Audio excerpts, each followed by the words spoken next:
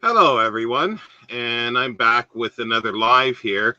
Sadly, Elvis couldn't make it tonight, but when he was out for walkies, he brought home a homeless person. It's Mark, isn't it? I think Yeah, that's right. it's Mark. Yeah. So, well, we got one here. The eye says one. So, Oh, I just and realized the two waiting, one of them was probably me because I checked on it. It's well, we Gerald. We do. know it's Gerald. Oh yeah, yeah. It's really yeah. I'm sure it's Gerald. So yeah, so how has your week been so far? Or well, I guess it's Saturday because we started on Saturday, didn't we? With our guests as well. That's right. That's right. Yeah, it's been okay. It's been quite a shock to the system, getting back into the work routine, and it isn't Gerald. Okay. But it's been good. It's good to be back. Good to see the kids, and good to see like the new intake of kids as well. And one of my colleagues, unfortunately, isn't feeling very well, so she's not been at school this week. Actually, two of them. Actually, it's amazing how quickly people get sick at the beginning of the school year. But I hope she gets better because at the moment I'm having to teach like two groups together instead of splitting it up. And you can imagine having like 23 6-year-olds isn't as much fun for me as perhaps having only 12 of them. So Well, I think the misnomer, the wrong word there is fun. Regardless, I love it, man. I love it. and especially when they all ask you questions in Czech, and you're going, yeah, yeah. That's right. That's right. I'm like, oh, really? Oh, wow. No, he didn't. Yeah, I my work. No, I don't do that anymore. That's a filthy four-letter word that I don't do anymore. Just a man of leisure, aren't you, Sean? Yeah, and I'm excavating books. More and more, I'm excavating. That's where he was found, Find any Edgar. more? Um, maybe there's one on the floor, but and there's one up there. Under a pile of books, yeah.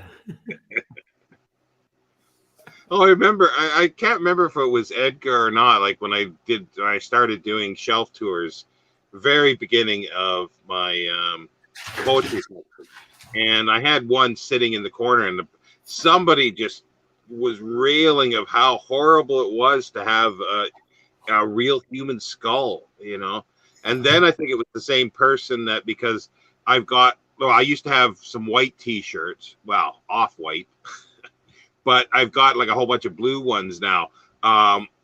And I wore a white T-shirt for quite a while, and as if it was the only white T-shirt that there ever was in the world, and I only had one of them, and I just and didn't wash it either, and they just complained that I wore the same T-shirt all the time. It's like, how do you know that? Do you have a camera in the corner here watching me getting dressed and undressed? Well, I have to say that I am, what's the word? Is it fastidious enough or conscientious enough that when I record more than one video in a day, I do change my clothes so people don't think that every day it goes out I'm wearing the same thing. So I have a little pile of, shirts and things. I just put it on. Okay, next one. Okay, next one. Let's go. I really do. No joke. Oh well, I'll do a whole bunch of videos with the same. Usually it's okay. There's three. There's this one. There's a green. No, not green. What am I talking about? A red check shirt and a yeah, that's coming up. A blue check shirt, and that's generally all I wear. So, and I've got like four of each of them, so I can go a long time. And being a man of leisure, you don't even have to wear trousers, do you? It's perfect. Yeah, I never wear pants. Well, no, don't say that. You don't know who's watching. My mum might be tuning in and she'll get a completely different idea.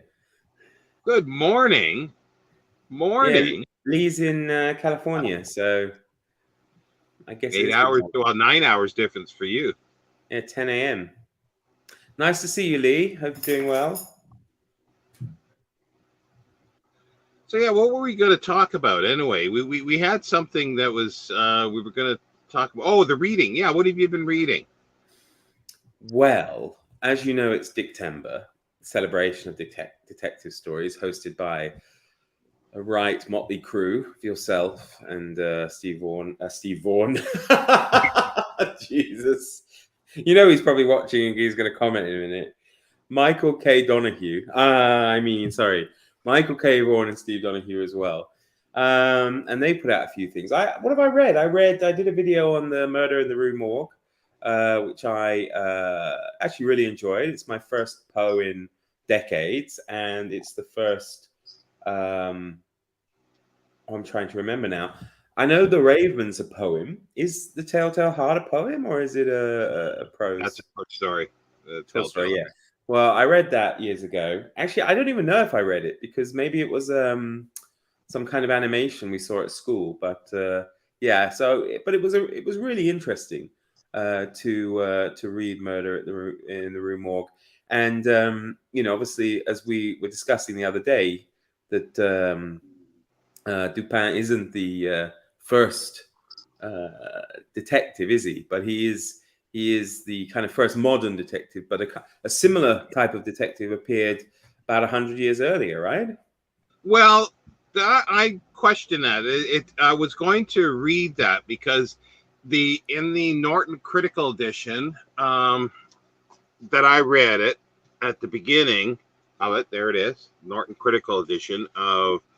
Is there any blurb from anyone we know on the back, or?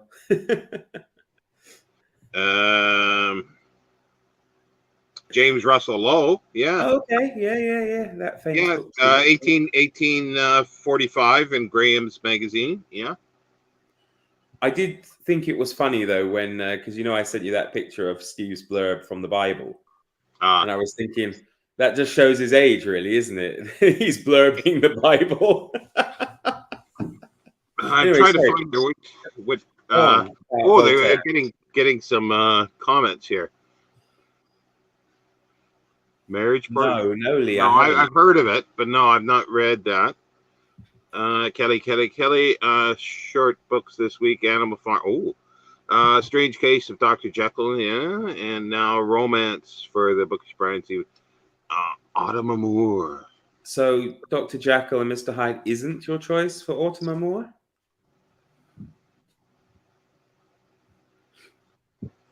I'm trying to find. Oh, there it is. Now, it says here, first published, obviously, The Murders in the Rue Morgue. The tale is sometimes mistakenly called the first detective story. There are many literary precedents for the method of Poe's philosophical detective. One of the earliest and most important is Voltaire's Zadig, or Destiny, a work Poe mentions. Well, he mentions a few things in the story as well. But I've not read it. I looked it up. It was just too long. I thought if it was a short story, I'd just read it. It almost makes it sound like it's not actually a detective. It's somebody that used deductive reasoning for other things. So is it actually a detective story? I don't know. I've not read it, so I'm curious about that. No, it would be so good if anybody knows. So, but yeah, and you were saying in your video about that, like the first, he was talking about chess and then drafts and then whist. Yeah. And it was funny. There was no in there. There's no footnotes for anything except whist. There's a footnote to say, oh, it's like bridge. Okay. Well, you see, I know what they are, of course. I know. Yeah. I just, it just felt a bit, I don't know how to say, like, if I could have given up just reading that part. I was like, oh God, what is this? And then, of course, when you get over it and you see what he's doing there, he's setting up the type of person that he wants to introduce. But at first I'm thinking, and what is the relevance of this, Yeah, well, I thought, like, even when I remember, because I had not read it for a long time, and I think it was because when I first read it was because he talks about chess and it's like how you go about the strategy of chess, and then he moves on to drafts and he does something similar, and then whist. So it was like, okay, this is what he was doing, but yeah, he could have. I don't know why he chose 3 of them. He could have just begin and ended enough, the chapter. Really. Chess is enough, really, isn't it? Yeah. Or actually had them playing a game of chess and show how Dupin, worked it out and strategized and got it. But yeah, I don't know. I don't know where it falls though in the order of work that he did, whether it's an early piece or not. 1841, isn't it? Yeah, or 1845 was it? I can't remember now.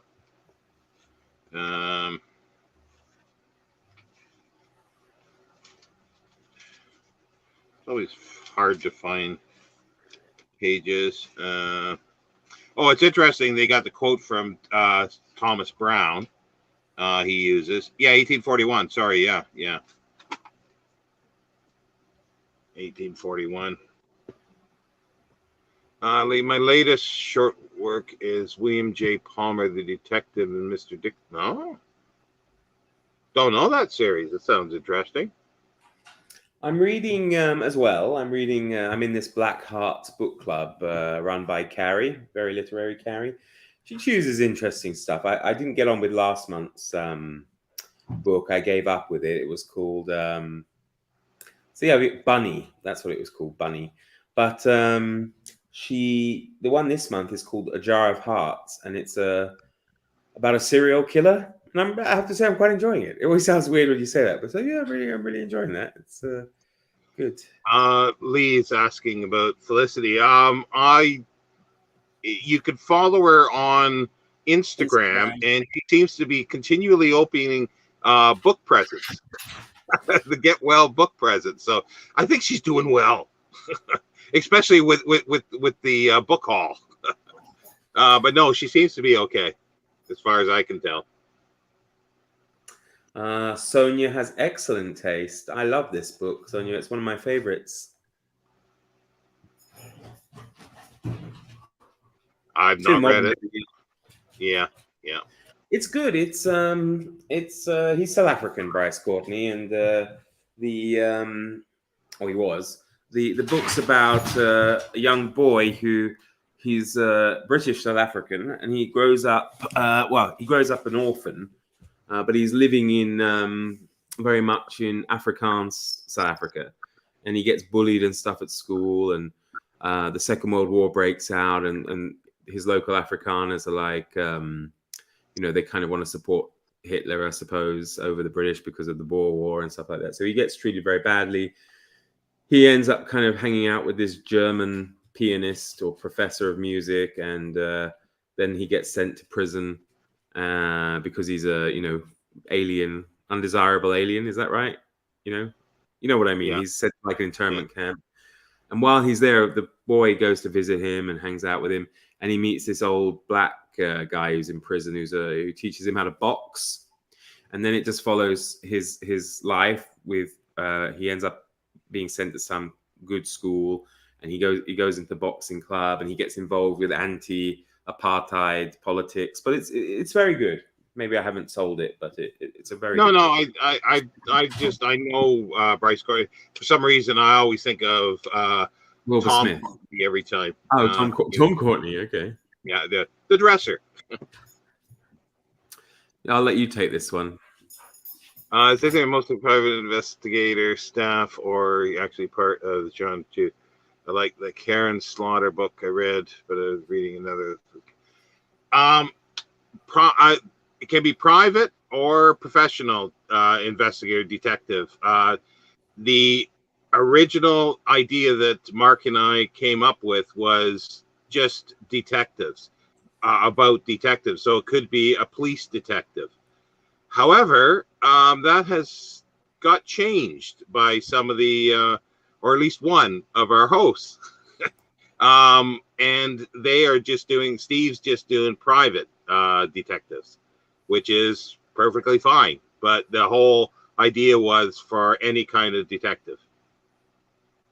Yeah. So if the character in Karen Slaughter's book is a detective of any shape and form, I would say it counts. So don't worry about it. And even ones that are sort of sleuths, like Miss Marple. She's detecting, and they don't have to be doing it for a living either. So it's all the above. Where it concentrates on them mostly of how they do things. Well, I did read 2 Agatha Christie short stories as well this week so far, so that was good fun. Though the Miss Marple book is a bit of a misnomer. The big, over 50 stories. I would say maybe only half of them are actually Miss Marples. Yeah, there don't seem to be as many Miss Marple stories as there are Hercule Poirot stories. So. Oh, okay, yeah. I know what is there, 12 or 13 or 11, 12 or 13 novels, I think, of Miss Marple. Yeah, I don't know. The thing is, I'm woefully underread when it comes to Agatha Christie. I've read the first Poirot and now these 2 short stories, and that's it. So I need Yeah, to. I've not read a whole lot of her as well. I've read more non Miss Marple and Poirot stories, but I've watched a lot of the dramatizations of it. I think that's kind of why I'm behind is because I used to watch, of course, the old, first Margaret Rutherford films, and then the Joan Hickson series, and I haven't watched a huge amount of David Suchet's Poirot, but a fair bit, I suppose. So. Yeah, the other thing I read, well, the first thing I read was Nick Carter novel. It was the first story, and it was written in I hope you're saying that right, Alan. Sorry, go on, Sean. 1886, I think it was, where he's a detective. He's introduced, but the thing is, most people know the spy Nick Carter that was from 64 to 2000 with, I don't know, 100 and some or 200 and some short novels, but very, very different. And as I was saying to Ollie, it's like, they should have had him the same age and have him with the Zimmer frame, being doing opening stunts like James Bond with the Zimmer frame. Well, that's what Christie says in the introduction to the Poirot short story. She says her big mistake was, if she could have gone back, she would have done away with Poirot after a couple of stories, because she said the problem is from then on his age never added up, because by the time he gets into the latter stories he would have been over 100 years old. Yeah, so she said it didn't really work out as she intended. But Yeah, but well, go on. No, I was just going to say with Nick Carter, there's like at least 3 or 4 iterations of him, because there was the original one, and then it sort of morphed into one in the teens, I think, and then it stopped until late 20s. They tried to bring him back, and it failed. And then in the 30s they did again and made it more hard boiled. And then it went into the 40s with a radio show and some TV shows. And then he sort of, I think, faded away again. And then all of a sudden, for some reason, they brought him back after James Bond was popular.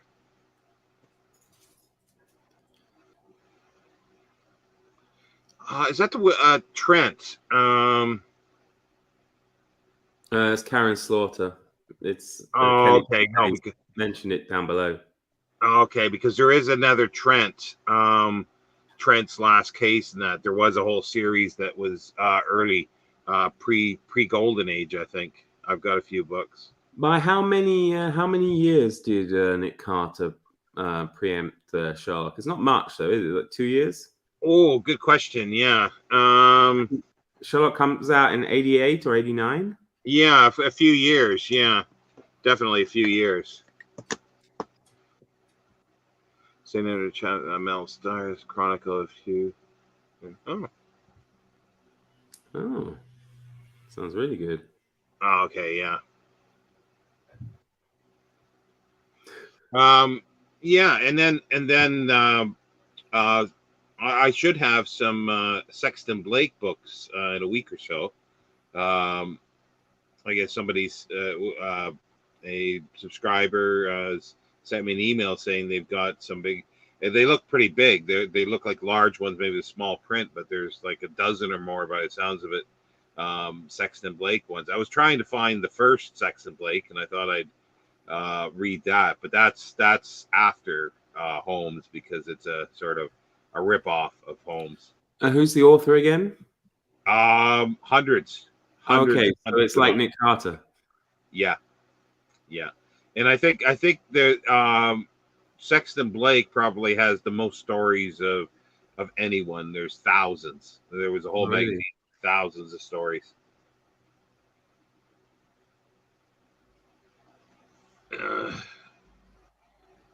Certain accounts. The Will Trent series, I guess, must be referring to. I guess. Probably. Yeah, I'm not sure. The Trent that I'm thinking of, I can't remember the guy's first name, but there was a series that was done in the teens.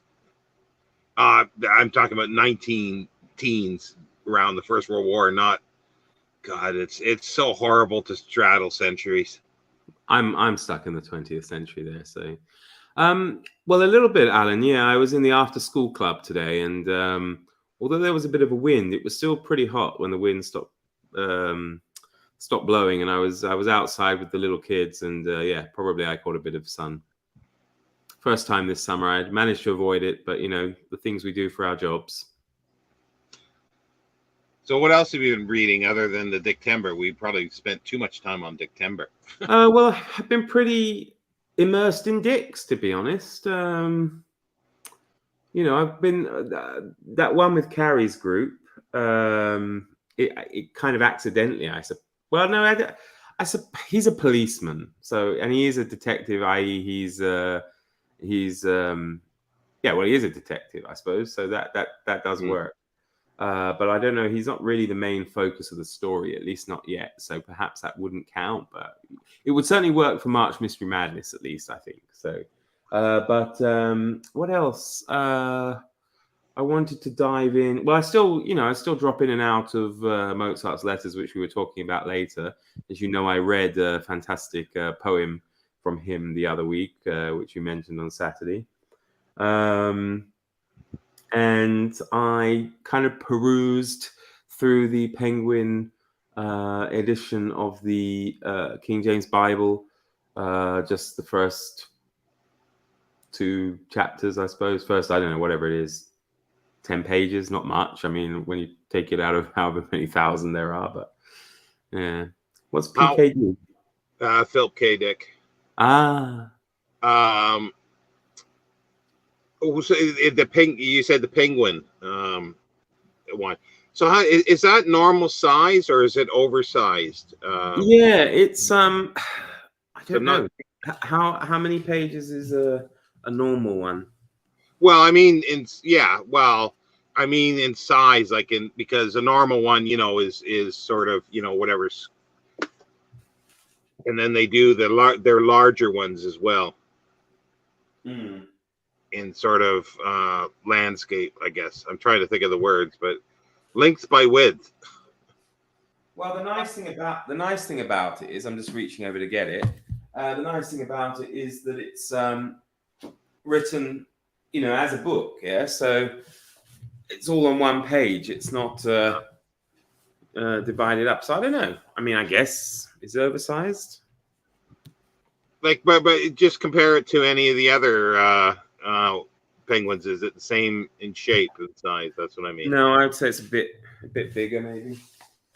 Hang on.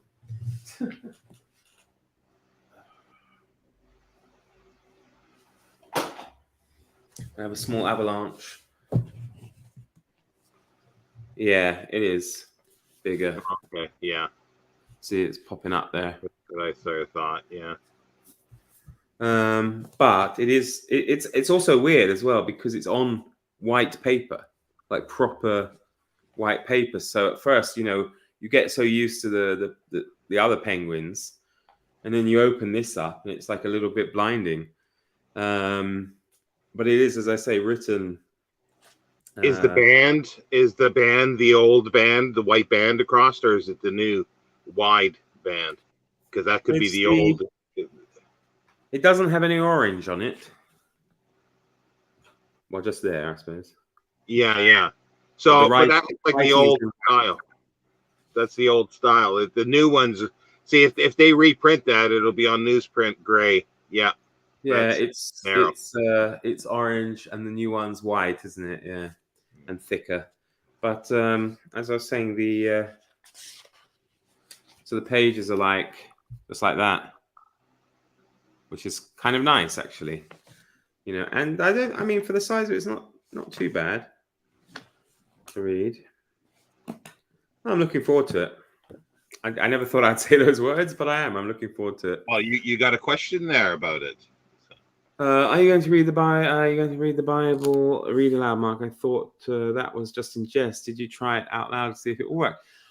Yeah, I was giving myself a sermon last night, actually. Elvis, actually, my captive audience. I was reading to him. Yeah, I think I will, but I was in conversation with somebody else who for now will remain nameless, and they suggested it would be better for me to hold off for a while. So I will hold off and see if anything else can be made out of this. So perhaps I won't have to do it alone, which would be nice. Yeah, the other thing I'm reading, I'm getting back into the Future History Project, is Robots and Empire, which sort of has a bit of a mystery in it. So it could be because there was a detective in the other ones. So he has a couple of murder mystery or detective books, though, doesn't he? Like I forget the name of it. Several. Well, there's Something Club, there's isn't it? sorry. Like Spider's Club or Spider or Yeah, it's the Black Widowers, I think it is. That's it, the Black Widowers. Yeah. Yeah, there's a whole bunch of them. I've read a few of them, and then there was his first one, which wasn't very good, but I really like the one that was at a murder at the ABA. That was really good because that was funny in many ways, because he's arguing with the main character as Asimov, the writer. You know, he's arguing occasionally, and the main character is sort of Harlan Ellison in many ways, short. Oh, that's really good. Yeah, I want to get that again. I really like that. It's got to be interesting. Yeah, it's Asimov, like all his nonfiction stuff, he just sort of, there's no original research in it in any, or most of it, I should say. He just takes whatever's out there, but he puts it all together, and they're fun reading. He's done Egypt, he's done Rome, Greece, Europe, England, the Near East, you name it, history wise. Well, don't talk to me about the Near East after my situation yesterday over my thumbnail. Yeah, what about that? That was weird, I think, a little bit. I don't know. Maybe some of you watching, I made a thumbnail of myself with a little turban on and camels in the background and Elvis with a turban on a flying carpet. Because, in my list, I included 1001 Nights.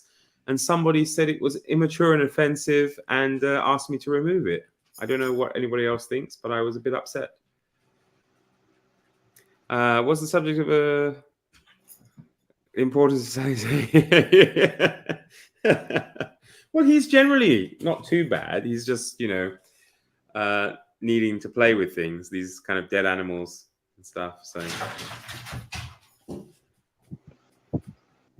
we've got like 19 people, but it's really quiet.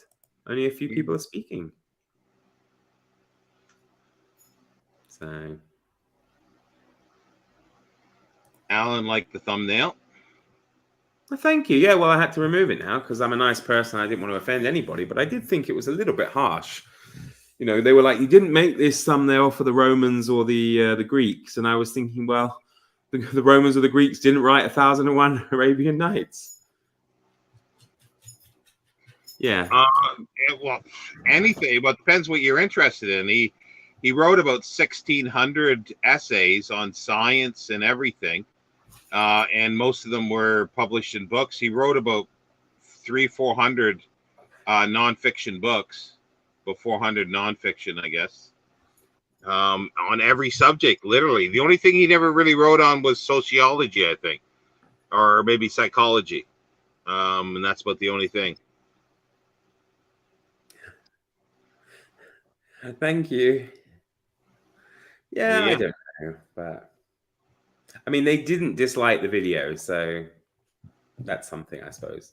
Yeah, well, one of my tags, because the soggy expat tag, I put up a picture of the Soggy Bottom Boys from Oh Brother Where Art Thou, and I got like 50% thumbs down on that, and I'm going, did somebody actually think that where it says tag, expat tag, they think that they were going to get something about the Soggy Bottom Boys? Like, really? Maybe they were offended by soggy bottoms. Yeah, possibly. He was a biochemist, or he went through chemistry. I think we're still talking about Asimov. He went through he got his doctorate at Columbia University for chemistry, and then he started teaching at Boston University in biochemistry, which he sort of blagged his way into, and then he started writing books, and he just sort of sidestepped teaching for the most part.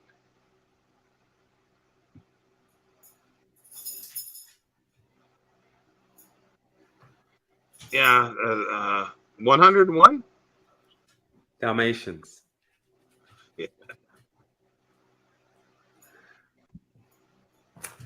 Yeah, I was thinking about that. Of course, it's funny. It's not an issue here. You aware of the Winnetou issue ongoing in Germany, Sean? No, I have no idea what that is. Well, Winnetou was he's extremely popular here as well in the Czech Republic. There was a German author called Karl May. Yeah. And he created this character, Winnetou, and Old Shatterhand. And he kind of just made these Westerns. He wrote these Westerns in the mid to late 19th century. And of course, the fun police have said it's offensive because he's not Native American and all this stuff. And his depictions are racist. And even though it's like 150 years ago. And so, of course, they're withdrawing everything. You can't, Amazon has even taken them away. It's annoying. I almost bought one for June on the Range because I thought it'd be something different. But I didn't want to spend whatever it was, 20-something quid for a print on demand, and not officially translated version. And now I wouldn't be able to buy it anyway. But it's funny, because as I say, in this country, not an issue. Jeez.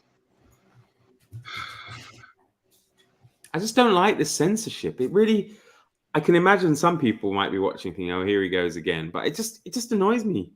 What's the point? It's there. It's done. We look at it and what about the bloody politicians lying in all that BS all the time? And it's like, why don't they get canceled and taken off?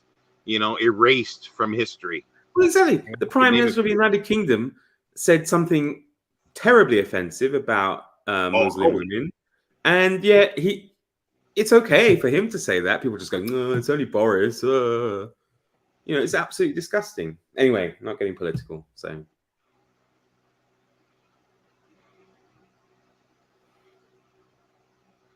I am sure there isn't. You see, this is probably a good example. Actually, I would be very surprised if there was a single Native American that was actually really aware of the existence of Winnetou. So probably, it's just some goody two-shoes thinking they're, out to save the world when there's far more pressing things that need to be addressed. On a different topic, we got questions. We got questions. Goodness me. We'll be putting Mark in the hot seat. Yeah. How many times do you get called Elvis? That's the one. Oh, yeah, a couple of times. But I notice now often when people say, hi, Elvis, they are actually saying hi to Elvis because probably he's appeared in the background of my video. So. Oh, okay. Yeah. Right, then, let's go. Give me my 700 Q&A questions. And Oh, I wait a will. minute. Are you still over 700? We can't do this if you drop below it. No, I'm fine. Everybody so everybody unsubscribe right now.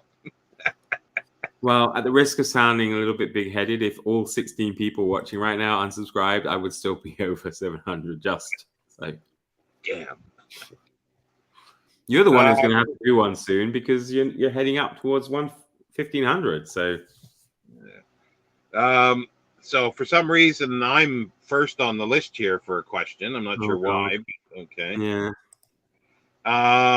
So someone named Sean D. Standfast has asked, can you remember the first book you read that when you finished it, you said to yourself, I love reading and books?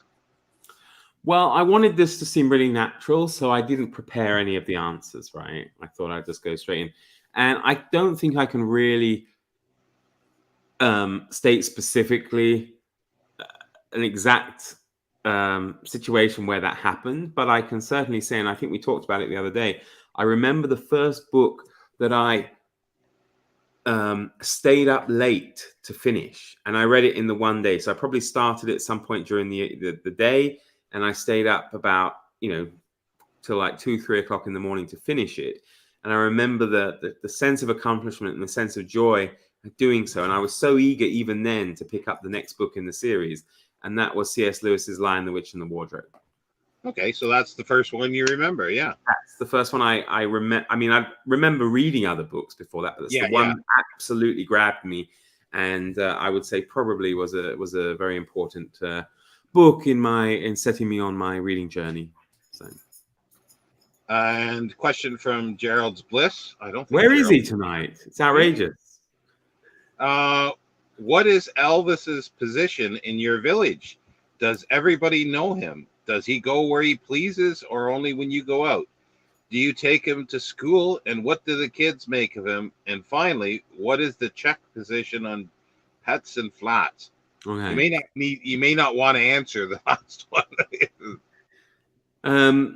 Well, at the moment, we're still living in a town, and the town has about 9,000, just over 9,000 people.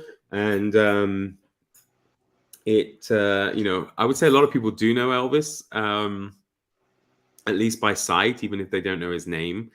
Even when a friend of mine, she often walks in for me when I'm at school, and she meets people who knows who he is. And a big part of that, I suppose, is because I used to teach at the 3 schools in the town here. So all the children that I taught knew him because, of course, I would talk about him. And that's over 1,000 children. So it's, a fair proportion of the town. And certainly within the district that I'm living in the town, people know him because we go the same way every day and people do stop and talk to him. There's a school just 2 doors up the road from me, and the kids come out and they, stroke him and stuff like that. So I would say he's fairly well known. He'll be even better known when we move. Because there's only 150 odd people who live in that village, and the kids already know him at school, and they get very excited when they come here, like shopping at the weekends, and they might see me walking him, and then on Monday they're like, "Mark, we saw you and Elvis walking," even they haven't met him before. Does he go where he pleases? No, I don't want to let him roam around like without me, so. Yeah, but he goes off the lead when we're not in the town because he has this tendency to react very quickly to something. So I'm always scared that he would, a leaf might blow in the road and he would run after it. Whereas if we're out in the fields or something, it's no problem. I haven't taken him to school yet, no. But as I say, he does sometimes play with the kids outside the school gates at the school up there. And what's the check position on pets in flats? Absolutely fine. And in fact, it's, I think, illegal for a flat owner to deny their tenant a pet. Ah. And that's fairly new. But I think it's kind of, if there's a check watching, maybe they can clarify it. But I'm pretty sure currently you are allowed to have a pet and you aren't supposed to be stopped in having one by your landlord. That's interesting. Hmm. Oh, obviously everybody knows Elvis, the name Elvis. I think his name. Do people titter or curious at his name? I suppose. Well, everyone always finishes it off when they say, "What's his name?" and I go Elvis, and everybody always goes, "Oh, Elvis Presley." Like it's the first time I've heard it. But yeah, is Elvis a Czech dog or an import? He is a Czech dog. No, I suppose he's an English breed, as he is. He's an English breed, but he's Czech born. His mother's Czech. His father was Czech. Is Czech. So there we go. And he speaks Czech and English. He understands both. He's quite interesting that way. He's a bilingual. Elvis is bilingual. He is bilingual. Michael K. Vaughn asks, will you ever journey to California? California. Well, I've been, actually. I've already been to California. I went years ago. I've been to San Francisco, actually, when I was a child. So it is a long time ago. Will I go there again? I would love to go there again. I would love in the future to do a tour of North America and meet up with all the wonderful people I've met on BookTube. I mean, no offense, Sean, but Bedford will probably be towards the end of that tour because it's Bedford. But I would love to go to California, and I just want to hang out at the Stately Vaughan Manor and the Stately Vaughan Lodge. So he'll probably put you to work. It looks like it's there's outbuildings at the lodge. North of the equator. Question: if money wasn't a consideration, describe your idea of the perfect home library. Furnishing, layout, the books it would contain, etc. That's a tough one. I've always liked the classic library. Like, what I mean by that is the obviously floor to ceiling shelves with the sliding ladder that can just move around the room. And then I fancy the kind of dark wooden furniture, the leather seats with the metal studs in it, the green lampshade on the desk, roaring fire, big, as I say, comfortable leather chair to read my books. In terms of what I would stock it with, I would love to do something like I remember Steve Donahue saying, that wealthy acquaintances of his had asked him at some point to stock their libraries for him, and I'd love to do that. I'd love to get people like you, Sean, and Steve, and others to actually I'd be like, here's a blank check because money is no object. Fill my library, and I'd love also to have a couple of hidden doors, maybe where there's like another room or another little reading room or something like that. You know what I mean? Yeah. So that something like that, would be really cool. I was already thinking about it, but of course, with building this house, the prices are already going up and stuff. But I will have this loft room, this like kind of small attic, which will be a room, so it can be used, but it's very small.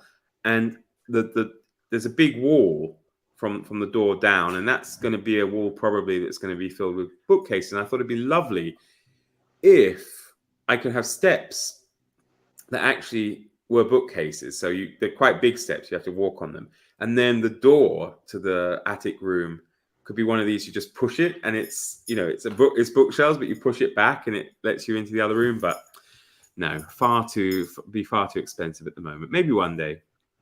Well, you can definitely, because you're building it, you can, like Felicity, your house will be a library. Yeah, but I'll be so poor after building it, I won't be able to buy any books. Where are we here? Stockholm Pearls and Views.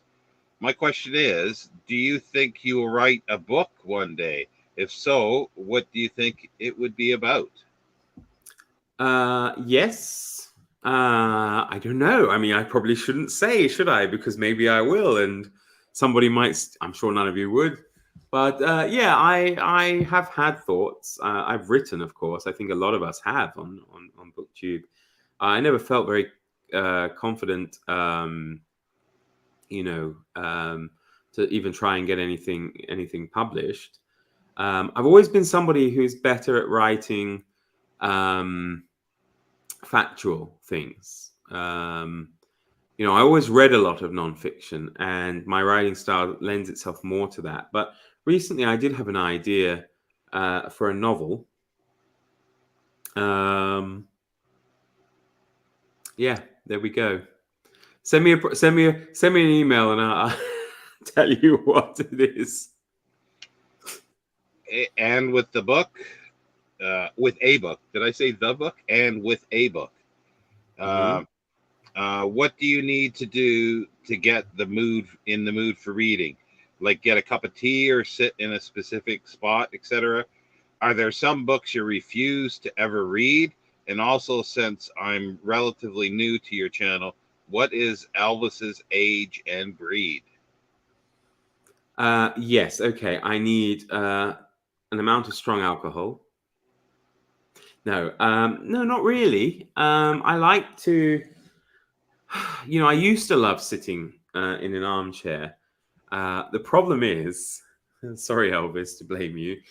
If I sit in an armchair now, for somebody, it's an invitation to play. You can see me sitting here at the moment, and I'm, inundated with toys, which is fine. I don't mind, of course. I love him to bits. But if I sit down like that and I try to read, I just can't, because I just get, smelly, furry toys thrust in my face all the time.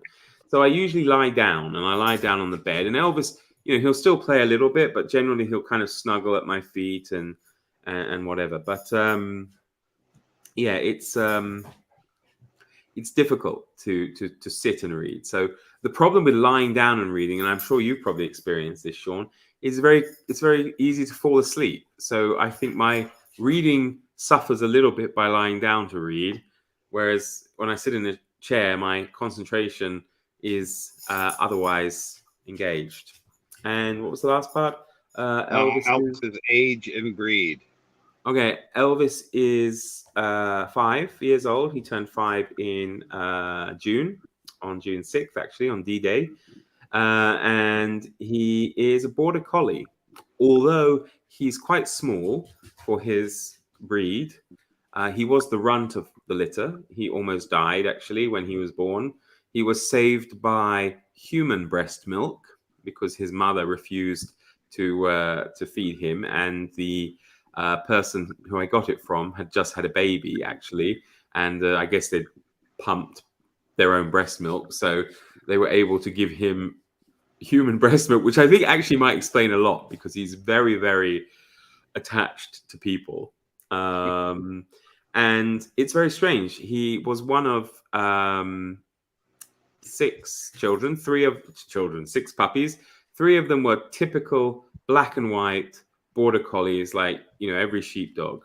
And the other 3 were kind of like him. So there's a bit of debate as to whether he is the product of one of these, I don't know, what do you call it? When the bitch, if I can say that, has had sexual relations with more than one dog at kind of a close time. It can happen where you know what I mean? You know what I'm saying? Yeah. So different daddies. So basically, although it's the same litter, it could be Elvis and the 2 that are. But actually, the other 2 look even stranger than Elvis. Elvis is, I think, very beautiful, and he's got great. He's a very handsome boy, but as I say, very different from his mother. I mean, he's smaller than his mother. Yeah. Anyway, I'm going on and on. Sorry. William Fett asks, are your parents readers? What are your favorite genres? Do you read more fiction or nonfiction? Yeah, both my parents are readers, definitely. They always have been. My father is very,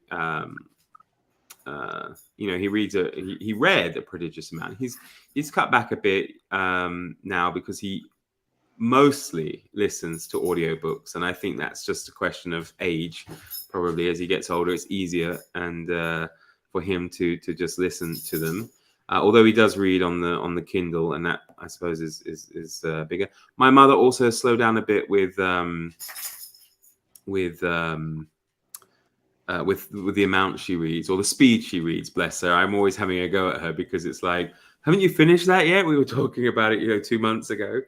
But what I really love is that I can actually talk to them both about books, and they take my recommendations seriously. I'll take theirs seriously. We'll sometimes read the same book. My mother actually is in this Black Hearts book club that Carrie's running. She joined, but she hasn't been able to take part yet because she's on holiday in Greece at the moment. But she's certainly looking forward to the next pick. So yeah, they're both big readers. My favorite genres, a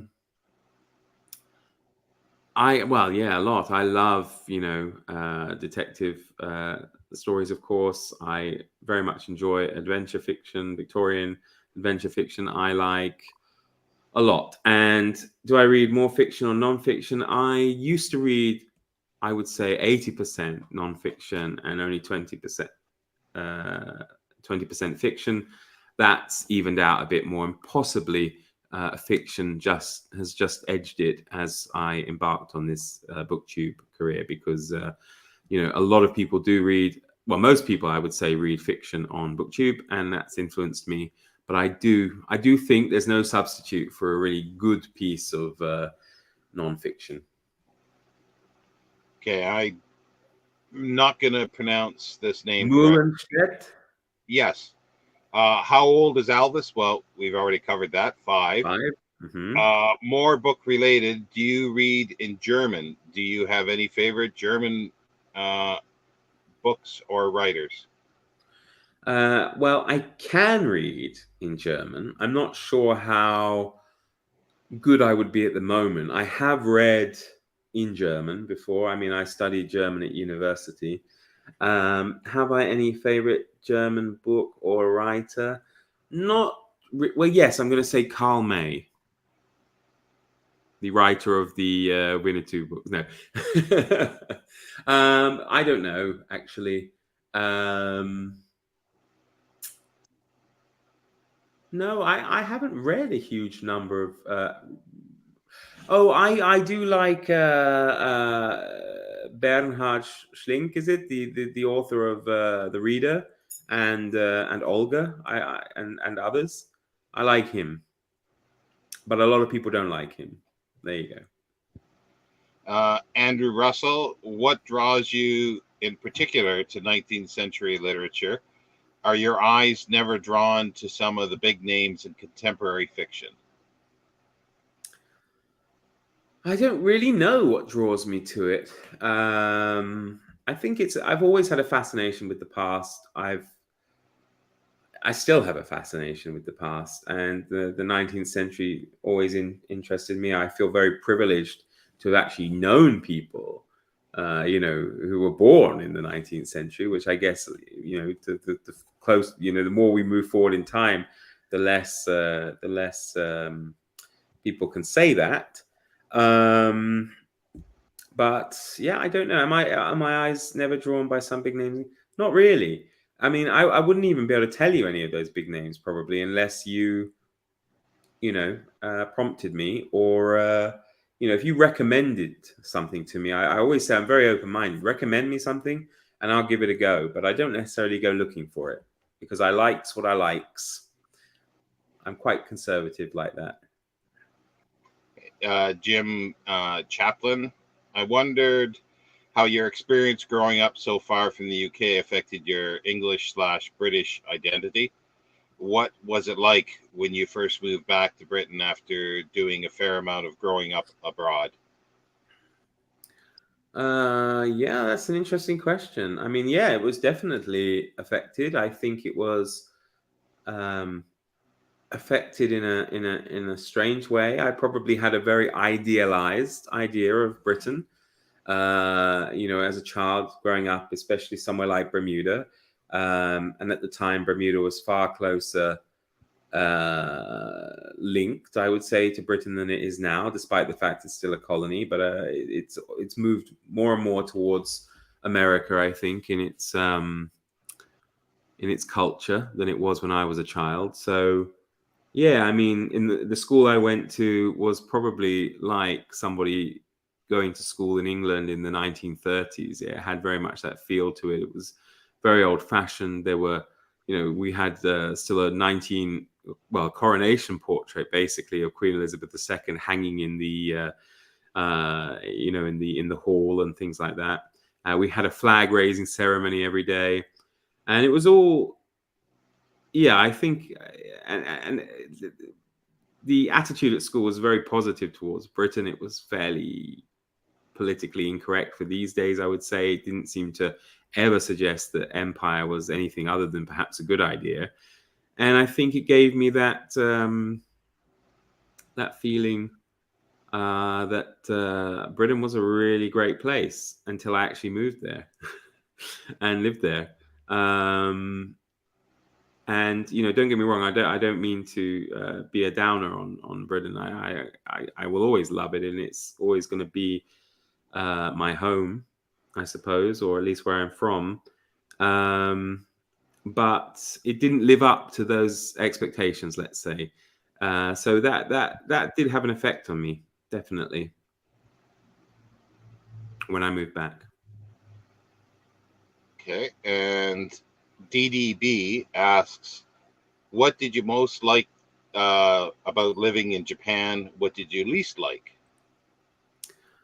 I really loved where I was living in Japan. I lived in Hokkaido. I lived in a small town called Takikawa, and it was nice. It's a little bit rough and ready because Hokkaido is, I guess, something like, I would imagine like a Canadian frontier town or Alaska town, because it gets these horrifically heavy amounts of snowfall in winter. It's where I live, I basically lived in a kind of valley. So like, the water and stuff would be picked up from the sea. There would be mountains, and then it would be dumped. And they had to plow the roads in winter, 2 or 3 times per day. So it was strange, but I liked it. I liked the people, and I like Japan because to me it's almost like, I think you can go to a lot of countries that are very different, but there's a lot of similarities. Whereas for me, Japan felt like being on another planet sometimes, and that's what I liked about it. And that's also what I didn't like about it, because sometimes it can be very insular, and although people can be extremely friendly, you're never quite sure how genuine that is, and you will always be an outsider, both visually and culturally. You can never really assimilate into Japan. Even if you speak the language, people will look at you because you're European and just decide they can't understand you, even if you're fluent. And, they just can't believe that you're speaking it. So there's a lot of frustrating elements about living in Japan, but I still think it's one of the greatest countries on earth. And if you haven't been there, you should go there. Now we got a troublemaker for the next one. Steve Donnie. Steve Vaughan. Steve K. Vaughan. My question, to the best of your knowledge, what's the single most illegal thing you've ever done? Well, I'm not going to say that here, am I? And judging by the background of your video, Sean, probably it's not as illegal as the things you've done. I don't have any body parts in my thing. I don't know. I mean, probably, I guess most of my illegal activity is pretty similar to everybody else's illegal activity. I don't know. Is there a statute of limitations on going to the pub underage, or is there a statute of limitations if you perhaps, obtained some films that before they came out, or you know what I mean, that kind of stuff.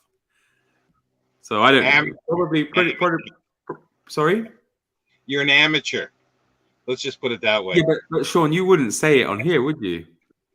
But Steve, I will send you a message later with my criminal record.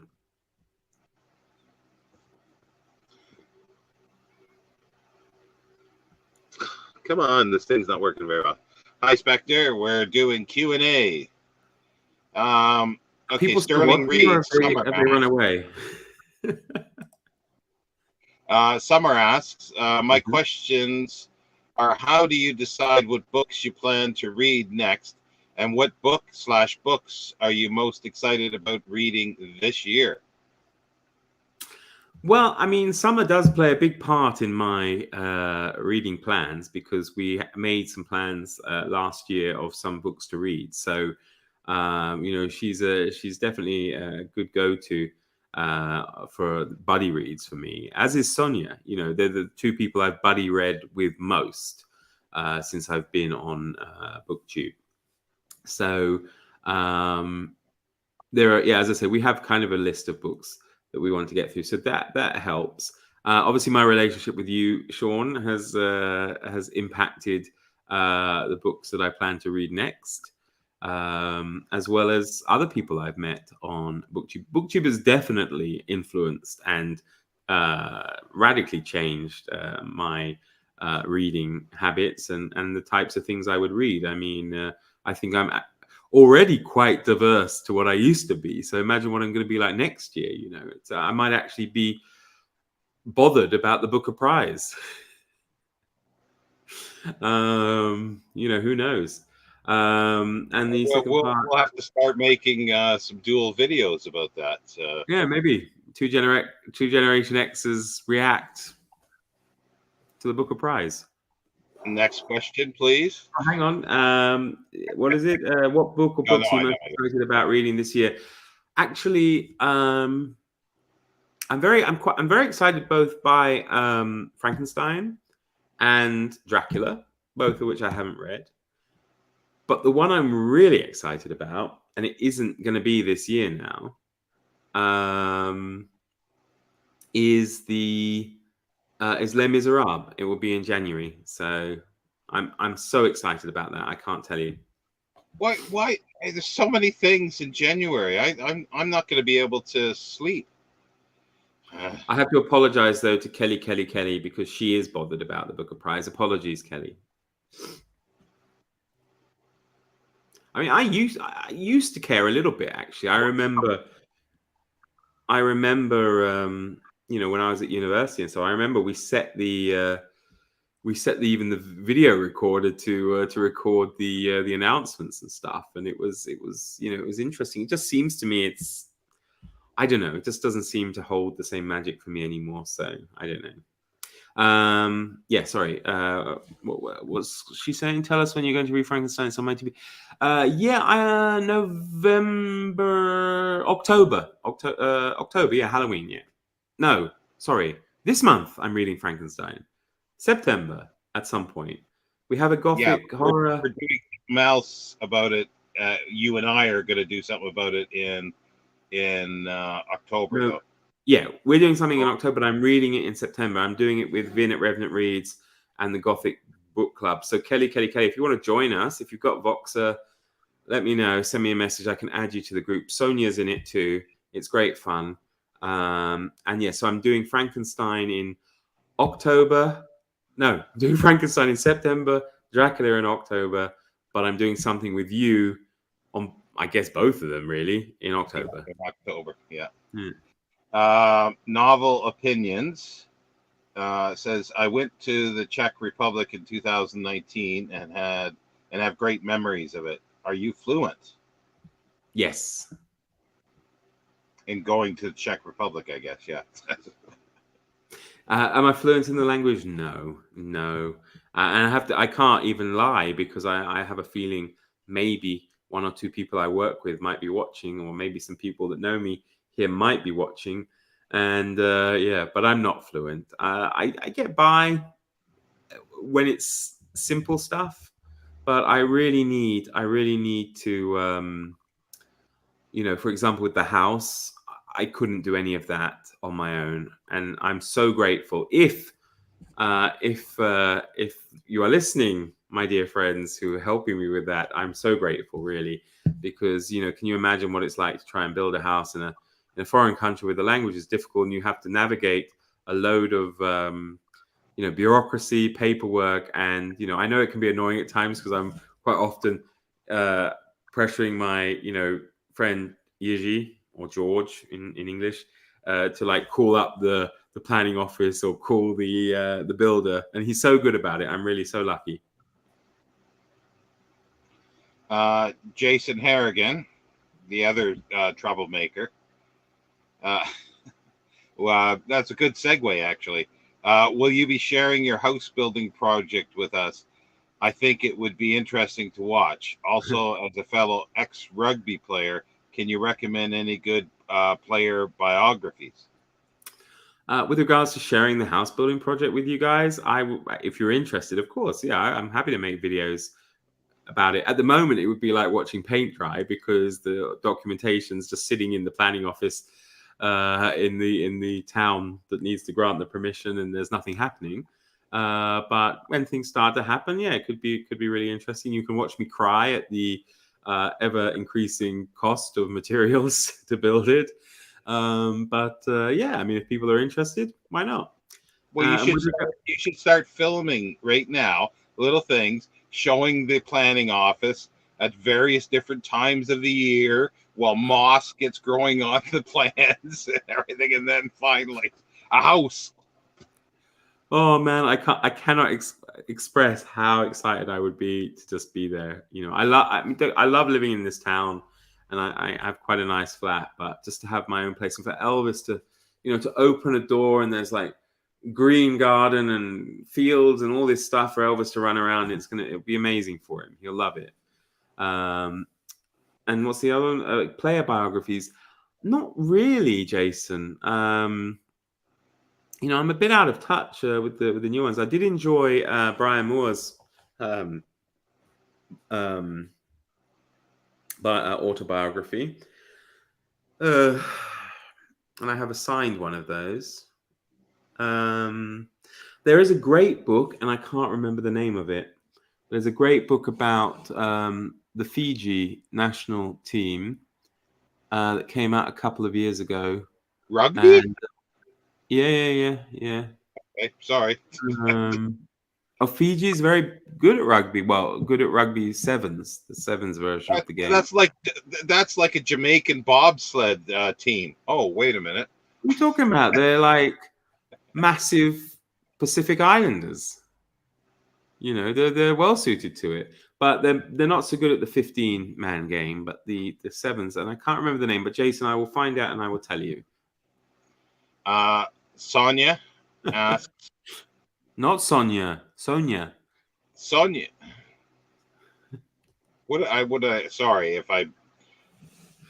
What is the update regarding your new house? Which I think maybe you can add a bit to that. I guess the update is there is no update. Well, I suppose the only update is, yesterday I had an email from the building company asking for more money because the cost of bricks has increased significantly. So the building company, instead of having bricks delivered on a need by need basis, currently at their building lot, they have enough bricks to build 18 houses because they had to buy them all while the price was reasonable.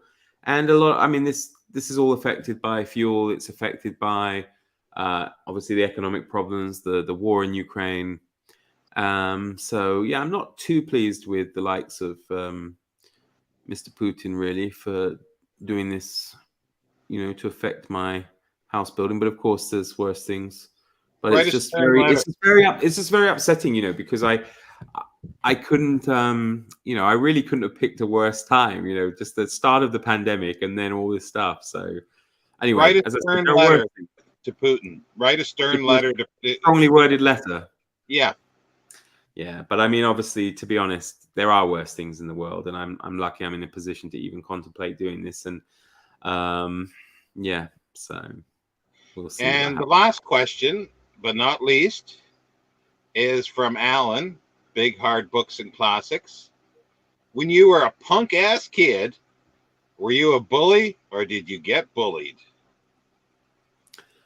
Well, I was fairly punk ass actually. I was a cheeky kid for sure. I probably would have deserved to get a fat lip from time to time, but I was pretty lucky. I didn't really ever get bullied, and actually, the only time I was close, where I had a kind of a problem with one boy at school, was in primary school, and I couldn't even really tell you what that was over because at the time, for example, being an overweight child, I would have expected perhaps to be bullied, but at the time I had this problem. I wasn't an overweight child.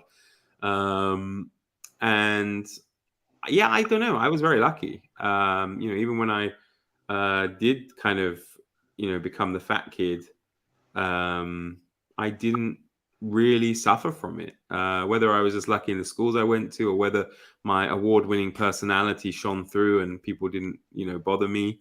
But I can never say that I mean, I loved going to school. I never had a feeling like, oh, I'm not going to go to school because they pick on me or whatever. So yeah, I was very lucky, and I didn't. I mean, I didn't bully people, but probably I've done things I wouldn't be proud of now. And maybe in today's world, it would be some form of like light bullying. But it was just the way it is. Like no different from any kid, to be honest, I would say. And yeah, I hope I never did anything bad to somebody. If you went to school with me and you happen to be watching this and I did something bad to you, let me know. Send me an email. That's all the questions. I'm going to go back to. Don't go back to the beginning. No, I'm going back to a few questions that I sort of skipped over. Oh, what, in the chat? Okay, yeah. Fine. Yeah, in the chat. Enough about me. Spectre asked, do you guys read one book at a time or switch between several books throughout the week? Is that to me? Well, I think to both of us, yeah.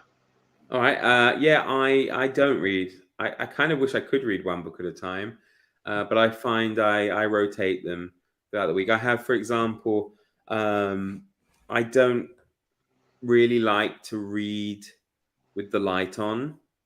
I find it's kind of difficult. I do struggle, reading a book like even in this light. It wouldn't be very comfortable for me. So I tend to read from my Kindle at night.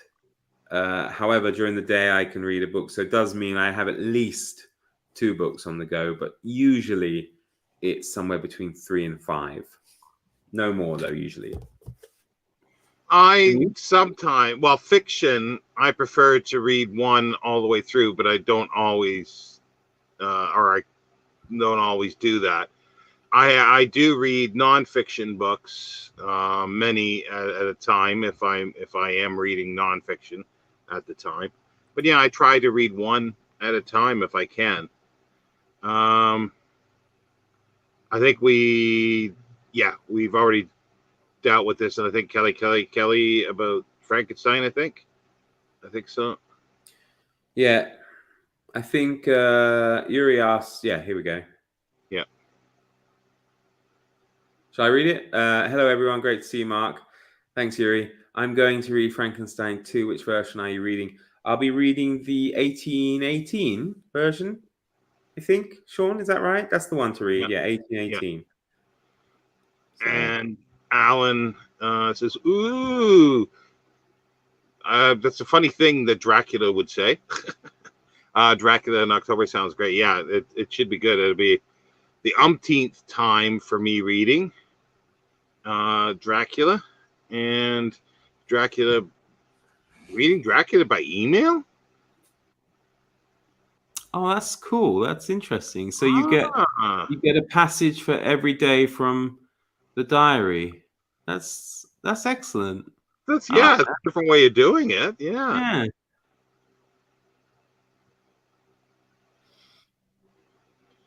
Yeah, they're nice, those paper mill classics. I think it was Anne from Anne with a Book who who got a haul of those the other day. Yeah, I don't think I know those, or at least I'd have to look them up to see what they look like. And Yuri was asking if it was 18 version or 31, and Kelly wasn't sure.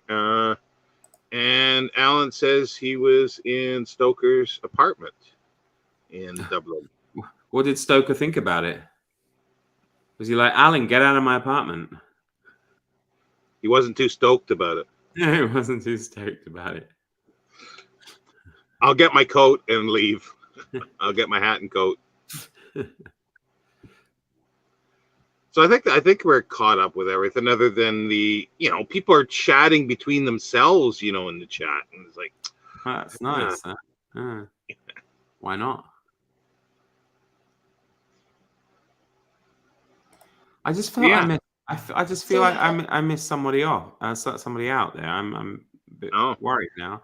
I don't want to offend anybody. So I don't think sometimes I do find the comments disappear. You know what really pees me off is when I click on my own video and I have to watch an advert. I mean, I can understand in your case because you're monetized and you get the money for it if you watch it, but I'm not. And, this is really annoying. I have to, sit through an advert to get to my own content. Of course, I have an ad blocker, but not when I use Chrome. So. Yuri saying again. So that was the 1818 edition, the first edition. Yeah, that's the one I'm going to read. Oh, sorry, Yuri. Maybe you didn't hear us, but yeah, I did say 1818. There we go. So. Yeah, I think I got all the I'm just seeing if I missed anything, but Alan, you've got to be close, aren't you, to getting to a landmark? Is it landmark milestone? You can't be too far away.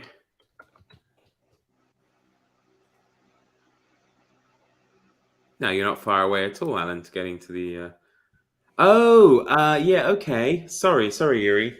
I'm going to read. Well, yeah. Actually, that is a good question. I have Penguin Classics. I have the cloth-bound Penguin Classics one, which I might read. But I also have the big Leslie Klinger annotated one. I mean, that's pretty big, though, isn't it? I don't know if I fancy holding that up. And of course, what I found out with The Big Sleep is that it's a terrible idea to read a heavily annotated book if it's the first time you're reading it, because you get distracted. It all gets disjointed. So I've actually had to do away with the annotated Big Sleep and read it, just as a normal ebook, and then I'll have to go back to it. And I have a feeling it might be the same thing with Frankenstein. So probably, Yuri, it'll be the Penguin Classics version of the 1818 edition. Yeah, you're not far, Aaron. Yeah. You thought it would say, but it's probably the second. I would say most of the time that's the one that you usually always saw before the 18, the second or the third printing or whatever. Oh, really? I thought the 1818 was more common. Now it is. It is. But I think in the past, so it depends when were these Paper Mill Classics published? Are they old or new? I don't know. I don't know. But I noticed you and I have the same edition, the Penguin Deluxe Classics Dracula. It's nice, isn't it? Yeah, and I've got two. Okay. I'm sure you've got like a first edition signed by Bram Stoker too, but I like. No, but I've got about 6 or 7. I've got 6 or 7 different Draculas, and I think I've got about 15 Frankensteins.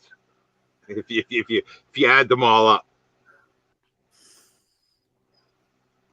Yeah, the big sleep. That's what. Oh yeah, I haven't started that yet. Yeah, see, 1818 is a bit more difficult to find, I guess. It's usually stated clearly. So yeah, because I think it's only recently that like um Oxford World Classics, I think, and Penguin have put out the original.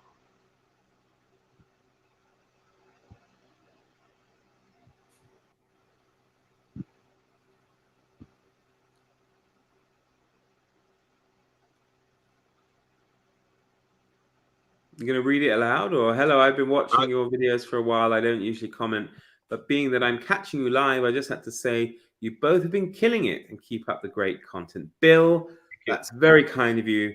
Thank you ever so much. And very good taste. Penguin edition. Okay.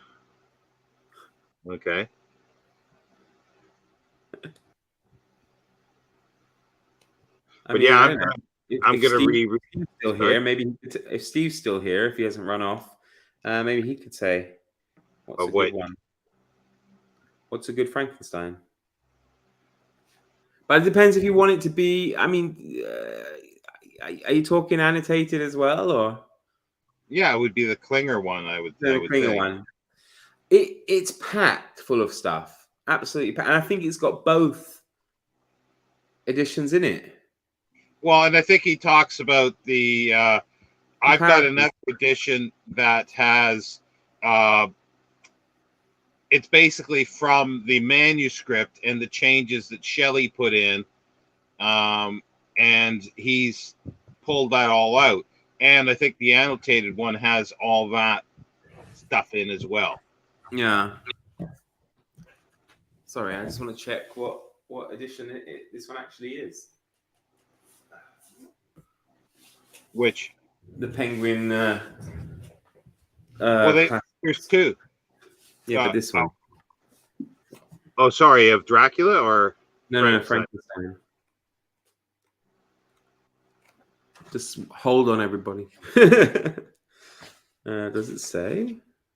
Yeah, Alan, I've got the critical ones as well. There was a new Frankenstein and a new Dracula came out last year. If you have that one, it's 1818. So. Oh, is it? Okay.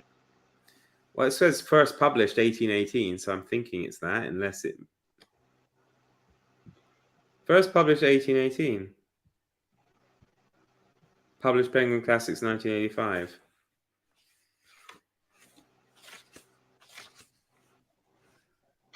I can't remember all. It's so long ago. I think before I read the annotated, not Dracula. I'm okay with Dracula, but the Frankenstein, I'm gonna have to reread Frankenstein. I think at least the first one, 1818 version, before I go into the annotated. Yeah, I think it is. Hang on. The first edition of Frankenstein was published anonymously in 1818. Yeah. 2-volume second edition was published 1823, bearing Mary Shelley's name. Mary Shelley made a large number of revisions in 1831. It's valuable for readers to be able to compare 1831 and 1818 editions. I provided a collation between these two in Appendix 1 in the first edition. But why can't they just say this is the?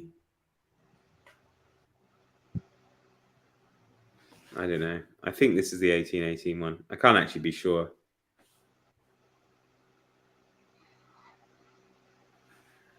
Well, the paperback ones, the black ones, say 1818 edition, right on the cover, I think, and the same the Wordsworth. Not Wordsworth. Oxford World Classics.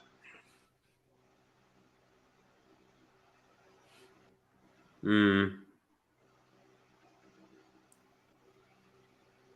I don't know. 1818. But you know how short it is. Like there was the craze of 3-volume novels, and that was the first edition was they made Frankenstein into 3 volumes. Yeah. Well, this is divided into the 3 volumes, but it's so confusing because the front they have like I guess like a replica of the original page, and it says Volume 1, 1818. You turn through the page, and it says, okay, yeah, these volumes. Then you have the author's introduction to the Standard Novels edition of 1831, and then as you move through it, you have the preface by Percy Bush Shelley, 1818. So it's, to be honest, I'm still not clear. I'm still not clear which one. Go to the appendix. Go to the appendix where he says he's. So is he talking about stuff that was changed in the third edition, or is he saying he's talking about the both? That's the problem. It's very, very confusing. Is it the same? Well, I don't know I don't have that edition, so I don't know. I'm assuming it's the same as one of the Morris Hindley. Morris Hindle. I have to check. I don't know. Sorry, everybody. They're probably so bored now of me just searching through the the book. Yeah, it has same replica of 18. Yes, changes are in appendix. So, yeah, see, that's the paperback ones, but I don't know. Like, is the hardcover there a hybrid of both of those? Well, it could be.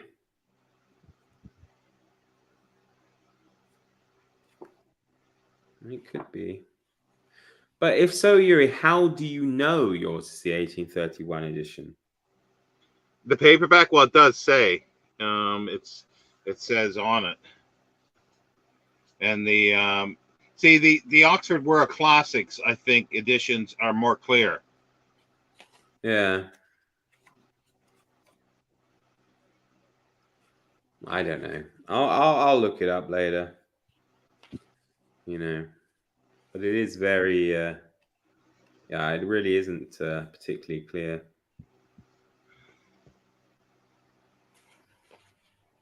So you've got Morris Hindle in yours, and yours is 1831.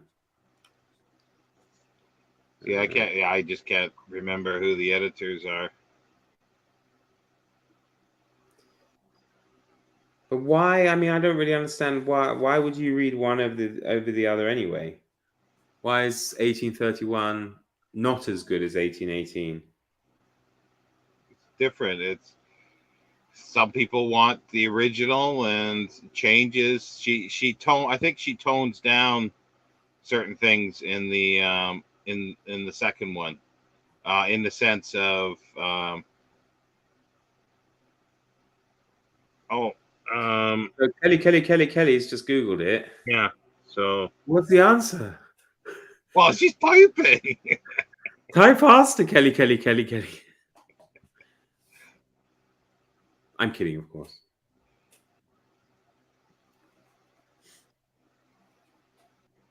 Oh, there we go. What is the difference between Franks and 1818? The 1818 in its first chapter was expanded as well as split into two different chapters.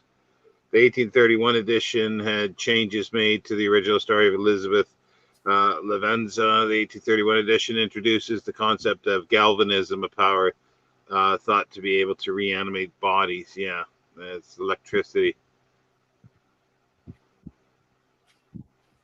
See, I don't know which one I originally read. I really don't know. It probably was the 1831 because, as far as I know, the 1818 edition was never the sort of one that was around all the time.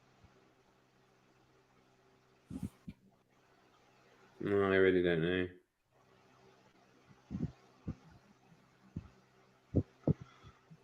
See you later, Alan. Thanks for stopping by. Cheerio. Ta-ta.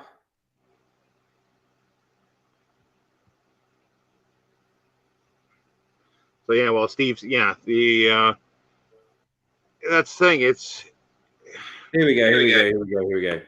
A 2-volume second edition was published in 1823. This bearing Mary Shelley's name. The single-volume third edition appeared as number 9 in Colburn and Bentley's standard novel series of 1831. The text printed here is based upon this third edition and contains all of Mary Shelley's final revisions. I have felt it important to indicate the 3-volume divisions of the original 1818 edition and employ its chapter numberings. This helps us know Chinese box. Well, it's just because they want to confuse people.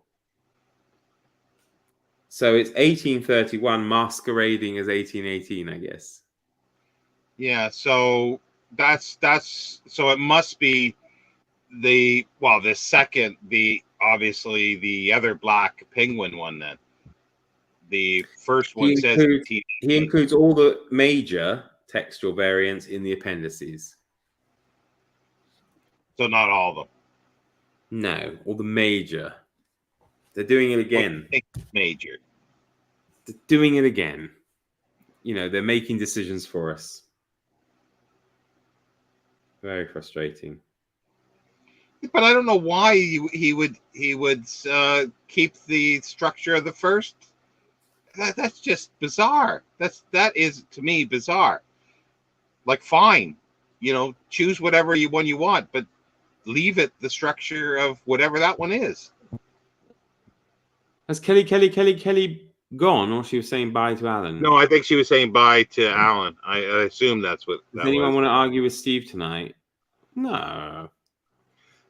Check the appendix of your clothbound. It has all the differences. It makes me want to read the original. Yeah.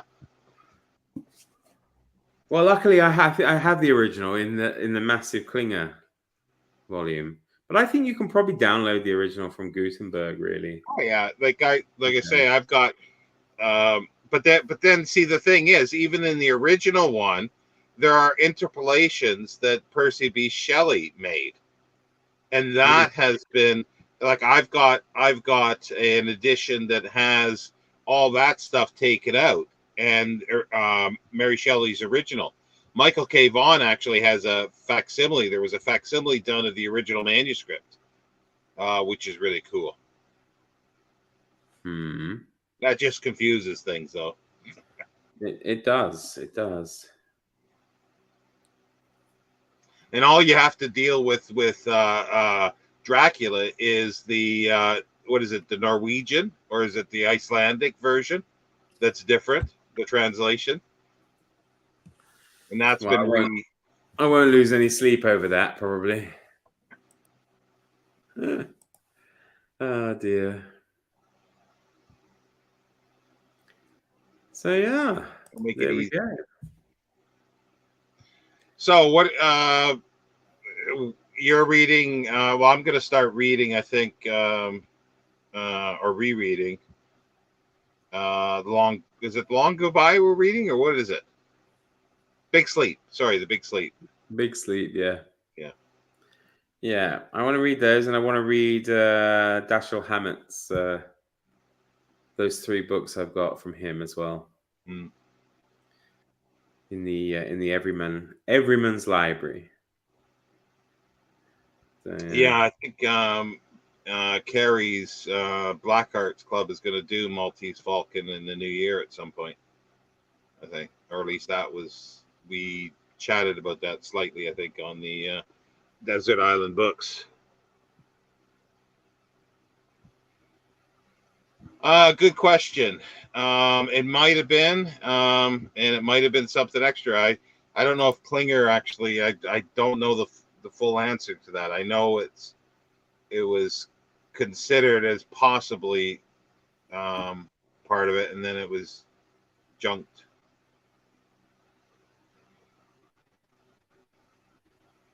Yeah, I don't know anything. I'm so confused still over Frankenstein, right? So, I'm just thinking, why do they have to make it more complicated? Well, that's the thing. Like, you just print, like, okay, fine, there are differences. Just print the one in completion, then put the appendix of where the changes are, but print it the way it was. I just don't get it. It's stupid to do otherwise. Well, now you feel like you have to get both of them. Well, if you are interested in it, yeah, it's neat to do that. But then, as everyone wants there's a third version. there's still a Anyone, fourth version as well. anyone who's serious about these things, yeah, but if they're not available, like readily available, then it's different. But like the two you can buy are very easily 1831 or 1818. So anyone who's serious about this kind of stuff, which most of us are, will always want to read the original one. But then that's still not the original one either. That's the problem. Well, who wrote the original one? Well, no, she did, but you see, the published version has Percy B. Shelley's, interpolation. Like he changed certain things with it as well. So there's the original that he wrote. Did he change them for the better, or his changes were Ah, rubbish? good question. Good You've got to question. be careful then, because you'll get people saying, you're just saying this because she's a woman, he's a man, or whatever. No, I that's a good question. Did he actually make it better or worse? And that's and Klinger, I think, goes through all this stuff in his annotations. It'd be interesting to look at it, definitely. And then, like I say, I've got a book that has this guy. I can't remember his name, but he's pulled out the original manuscript the way she wrote it. So he's got that. So you can actually, people make mistakes or their opinion on something. You have to sometimes accept Klinger's opinion on whether something has happened. Then you can actually look. Frank Shelley Frankenstein. That's very good. Yeah. And of course he does. He does. No, that I like that, Shelley Frankenplaining. Yeah. Now, dear, you can't do this. You need to make this more clear. You don't understand these things about galvanism. You don't understand these things. Well, I just read one of his stories that he published when he was like 17. Wasn't overly impressed, so perhaps he probably didn't make it much better. Zastrozzi? I don't know if I don't think I've read that one. I don't know. I wouldn't say you're missing much, but if you want to see a really nice review on it, you can check out Vin's review, Vin at Revenant Reads. Yeah, well, no, that's Spectre. Yeah, that would be the best way. But if you're interested and really like something, it's always, I find, interesting to see where it's changed, or especially if the author's changed it. But then when you think about it, going to the original sometimes is a bit odd, isn't it? Because it might, it's the first, if you like, it's the first one, so it might be crap compared to like how the person makes it better with some, reflection, and, this kind of stuff. But that's where I think you want to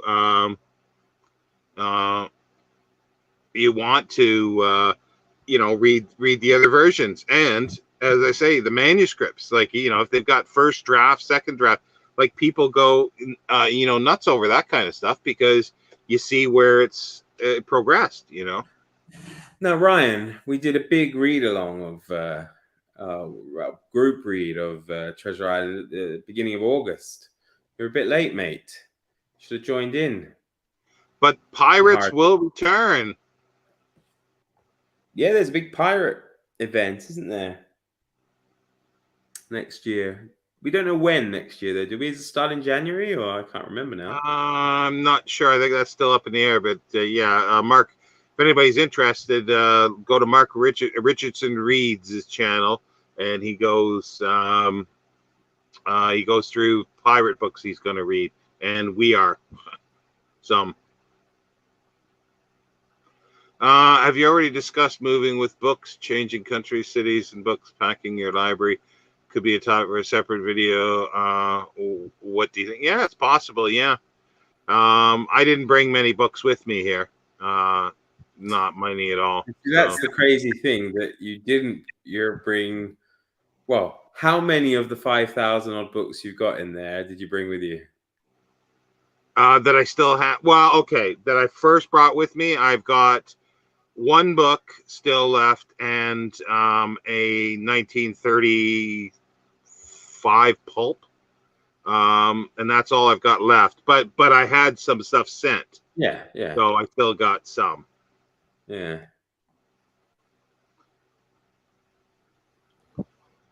Yep. I think actually, no, you can still be a pirate today.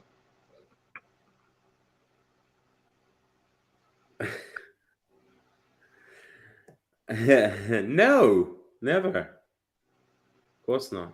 Well, they're books about pirates, so they're pirated books. Hmm. So yeah, are there any other questions for Mark for his No, 400? I think we're milking it now. Well, before we do head Yeah, out, because I think be 1,000 soon. I think I joked with Michael K. Vaughan on his 10,000 thing, saying he'll do a read along, a read through of all of Edgar Rice Burroughs' work, and I said, "Oh, when I get to 10,000, I'm going to host a big read through of all H. Rider Haggard's work, so I don't really have to worry about it, do I?" he has to, like, there's so many, like, he just has to do something like that, and it's like, oh God, I want to participate in that, which I can't. Well, I'll participate in some maybe, but Oh yeah, what did he say? You were there when we were talking about spanking the women at Easter. what? We not in that live? I don't remember anything about that. In the Czech Republic on Easter Monday, men go from house to house with a big plated willow cane and beat women in exchange for shots of alcohol, hard-boiled eggs, and sweets. I must have been napping at that time. I don't remember anything about that No, it ever. might have been when you left. You had that phone call. You had to leave. Maybe it was that one with Steve. I can't believe there's no Gerald. Yeah.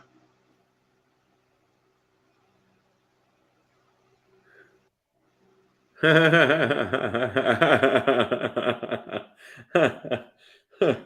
like that, Aaron. See? Good. Winterland Yeah. and Well, Kelly remember it. yeah. Well, if I wasn't there, I then I'm think, not going to remember it. well, you should have gone back and watched it, Sean, if you missed it. Honestly, I would have thought you, of all people, would have gone back and watched what you missed. Come on. Won't you watch this over again when you're finished? No. What do you mean, no? I was here once. That's bad enough. Oh, hang on. Sorry, I didn't. I missed Ryan's answer. He said in February the girls throw water on guys. Yes, that's true. But what you have to remember as well, Ryan, it varies from region to region. So not everybody does exactly the same thing there. And teachers spank the kids at school too. Yes, they do. Yeah, in my region, the female teachers spank all the male teachers and the male students 2 weeks before the male teachers are let loose on all the female students and female teachers. You're missing a trick here, metaphorically. OnlyFans page during this period. Children, of course. I might have one. Oh, there's a troublemaker. Moving. What? He's moving. Maybe he's moving to Czech Republic so he can Oh, spank yeah. once a year and not get in trouble for it. Give me a sec. I'm going to see if I can find. I might have one. Sorry, Elvis.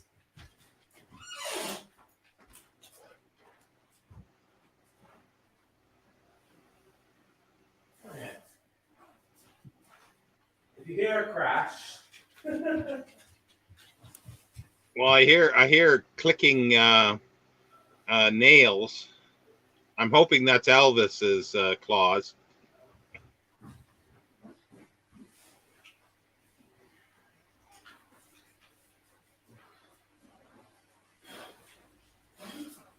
What are you searching for? The willow stick that I used last time I went around town. So it was before COVID.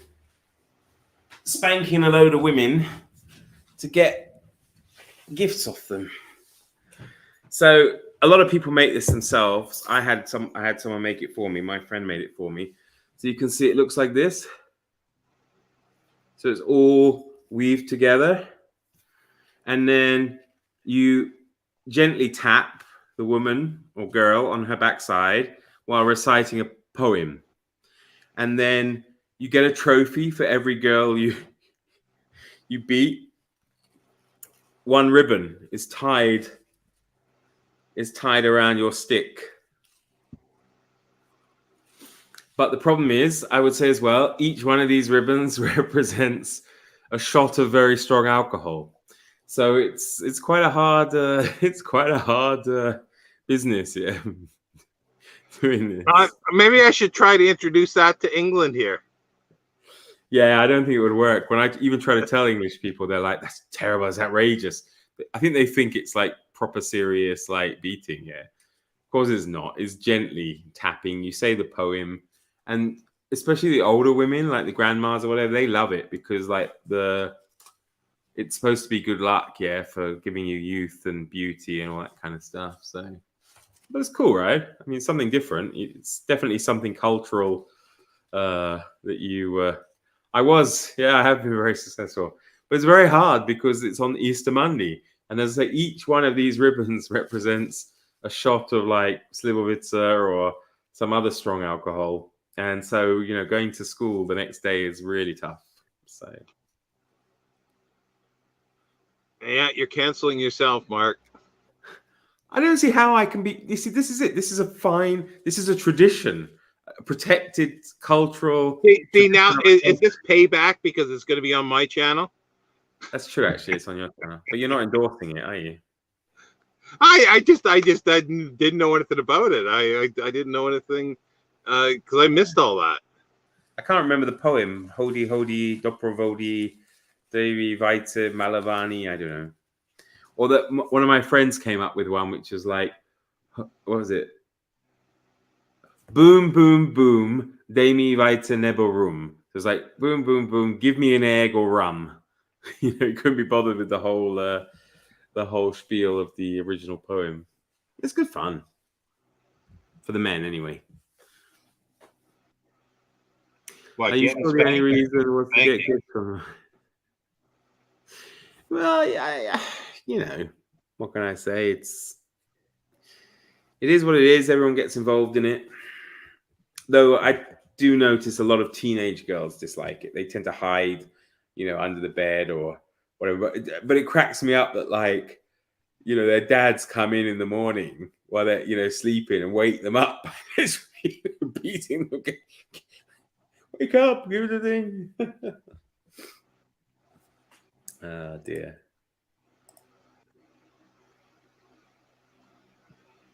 Oh my. Oh my. Trust me, at least you got okay. Yeah, it's not... But I like the way everyone's assuming this is just me, that I'm some lone predator stalking the streets.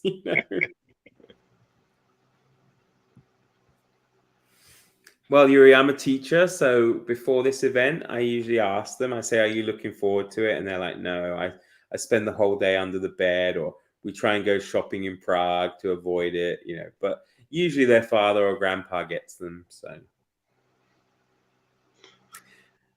Well, to be honest, Aaron, yeah, actually, there is a time limit on it. You should stop. I think, by midday. I mean, we usually have been on, because we have a lot of visits to make. So we've gone past 2:00 in the afternoon.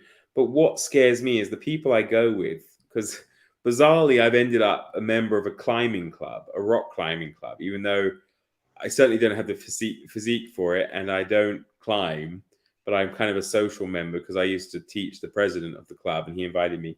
And these guys, they go around, they do this the whole day, like the whole morning till like 1 o'clock, drinking the whole time.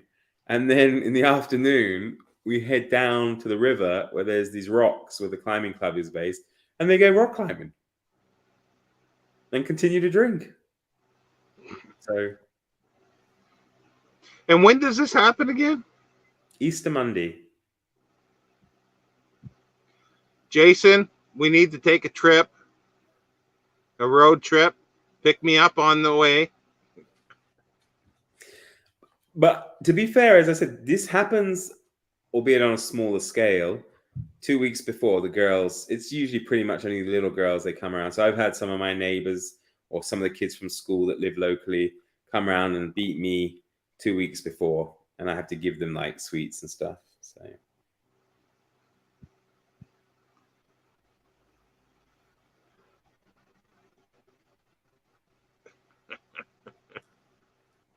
it's not. It's only weird for you. Here, it's perfectly normal. Jason, we need a road trip. We're close enough. We can drive there. But you should see some of them. Like I remember in one school I worked at, they had like, I'm not joking, the stick had to be held by like 3 people. It was so big. Oh, and they would just do mass spanking. So they'd have like, 6 people lined up and just spank them all at the same time, Assembly line. If I didn't have to worry, of course, about protecting, children's identities, I could show you a video. Geez, right. It's called either a ferry, or you put it on a train and we go underground.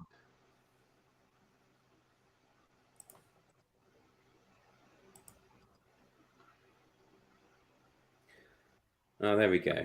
Any other questions before I retire for the evening with my big stick? Oh my. So, will we be back? We might be back Saturday with a guest.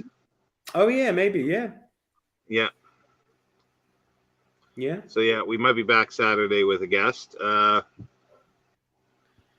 I'm very impressed that Kelly knows it's called a Pomlaska.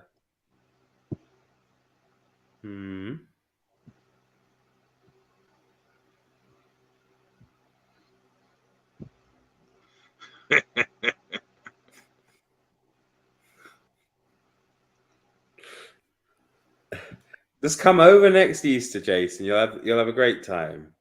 Who doesn't want to drink a lot of alcohol and go rock climbing? Is that what it's called now? The thing is, and we were saying to Ryan in this video, and I guess maybe if Kelly was there as well, and whoever else, but there's a lot of traumatic things for children in the Czech Republic. This one I think is fairly traumatic if you're a girl growing up, and even though it is done, the problem with it is at the beginning it's probably fun. What you have to remember is these men are drinking, and by the time they get to the last house with the last girls, they're like maybe overzealous. I mean, they're not violent, of course, but I do think sometimes this is the problem. Uncle Yaroslav turns up having been out all day, and he probably, is a little bit rough. So that can be traumatic. But then, as Ryan was saying there, he checked out the Austrian thing. One of the most traumatic things, I think, is the Nicholas Day, St. Nicholas Day, when they literally go from house to house. Someone's dressed like St. Nicholas, someone else is dressed like a devil, someone else is dressed like an angel. And the parents have arranged beforehand whether the child was good or bad.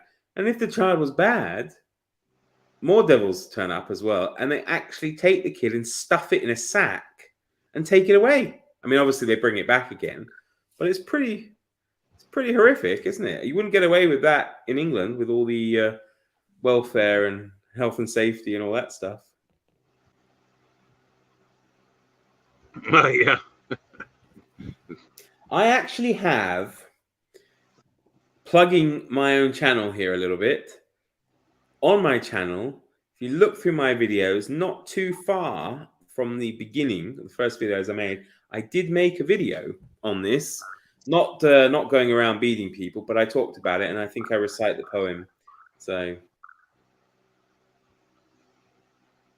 I don't know who's Dwight Belsnickel.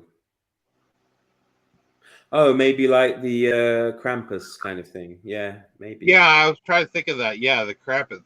That's a weird for sort of, you know, non-European sort of Christmas tradition. The Krampus is a little out there. You know, Ryan said he Googled the Austria thing. If you look at those Austrian devils, I mean, even you, Sean, as a man in your, I'm not going to say what your age is, but you know, you would find it scary.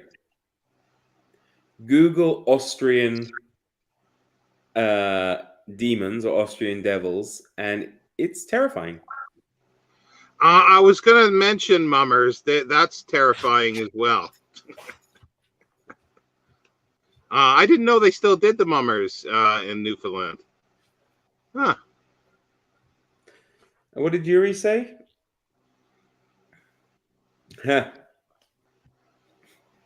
No comment.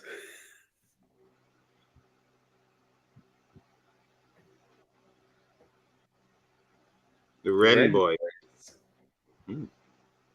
Mm-hmm.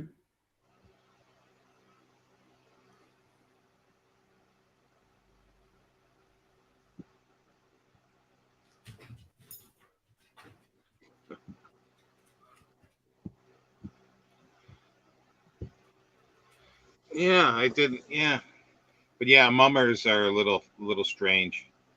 Yeah, we had them in the UK. I don't know if we still do, but it's probably, I guess, where it comes from. And then what's the dancing ones? What's Morris that like? dancers, but they're Yeah, not. oh, God Well, Almighty. actually, yeah, but you say that, but there is a link because it's spring, and I think the link is this with Morris dancers. They tie ribbons and bows Yeah, around it. yeah. You know, obviously, it's a fertility thing, isn't it? So, but yeah, look at all that. It's like, well, no, I'm not going to say that. I'll get myself in trouble. Well, there is something that happens on a spring break vacation in Florida. Yeah, what? I'm not going to describe that. I actually don't know. You'll have to tell me after. Well, you get beads.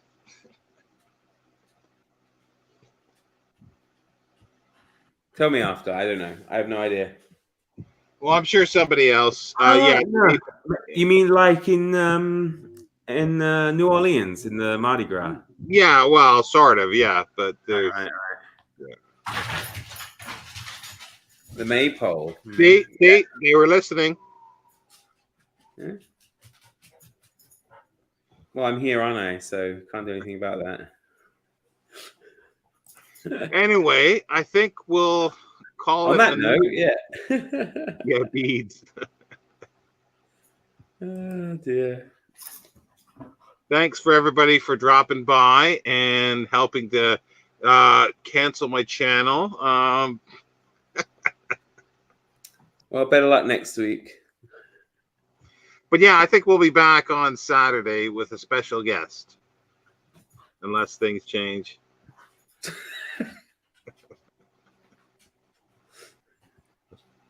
Maybe he can get a Pomlaska as well.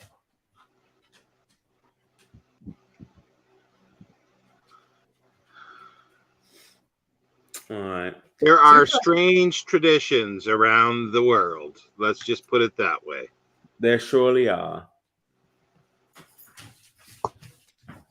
And one of them is Book 2 live chats.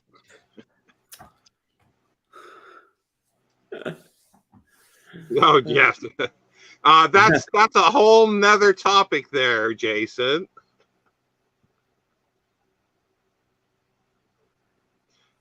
Kelly's not telling about Pomlaska.